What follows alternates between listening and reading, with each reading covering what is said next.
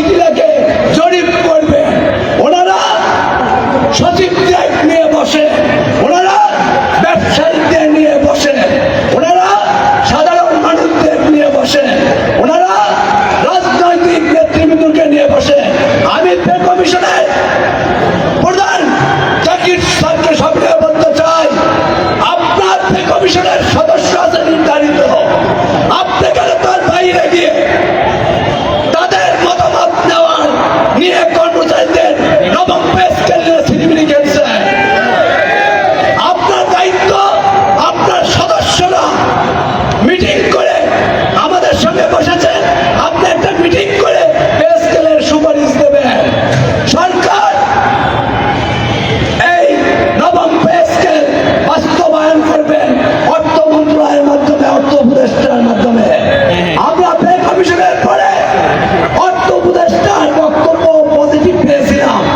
আমরা বিভিন্ন পেপার পত্রিকা, electronic media, print media, online media, social মিডিয়ায় আমাদের স্কেল কত কি হচ্ছে দিয়েও দিয়েছিলেন। অনেক বন্ধুগণ, অনেক সহকর্মীরা আনন্দে আনপুত হয়ে তারা হিসাবপাতি করছিলেন কত টাকা বাড়বে। এর মধ্যে নভেম্বরের 9 তারিখে অর্থ উপদেষ্টার বক্তব্যে আমাদের রক্তক্ষরণ শুরু হয়ে গিয়েছে।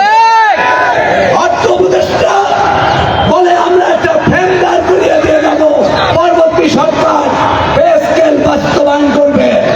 আমি অর্থ উপদেষ্টাকে বিগত দিনেও বলেছি, আপনি দায়িত্ব পালন করতে না পারলে আপনি পে কমিশনের সুপারিশ ছাড়া অনতি বিলম্বে অর্থাৎ 15ই ডিসেম্বর 2015 মধ্যে পে স্কেল বাস্তবায়ন করবেন। এইটা আমাদের কোনো দয়া দাক্ষিণ্য না, এটা আমাদের 8 লক্ষ কর্মচারীর অধিকার, ন্যায্য প্রাপ্তি।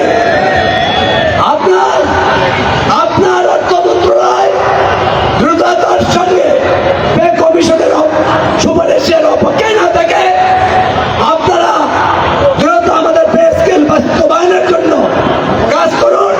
আপনারা যদি মনে করেন ইতিপূর্বে আমাদের সাবেক অর্থমন্ত্রী আমাদের সংগঠনের নেতৃবৃন্দকে ডেকে পে কমিশনের পে স্কেলের বিষয়ে আলোচনা করেছিলেন, আপনার প্রয়োজন হলে আপনি কর্মচারী নেতৃবৃন্দকে ডাকবেন। কিভাবে প্রজাতন্ত্রের কর্মচারীদের পে স্কেল বাস্তবায়িত হবে সেই সুপারিশমালা দেওয়ার অধিকার একমাত্র প্রজাতন্ত্রের কর্মচারীদের প্রতিনিধিদের।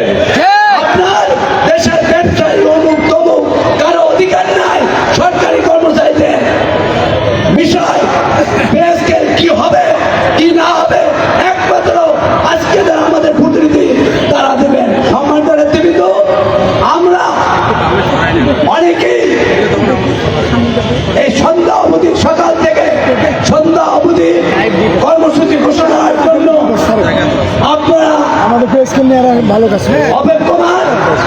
আপনারা প্রত্যাশা নিয়ে বাড়ি যাবেন। আমি আপনাদের বলতে চাই, আজকের সমাবেশে আসার জন্য আপনাদেরকে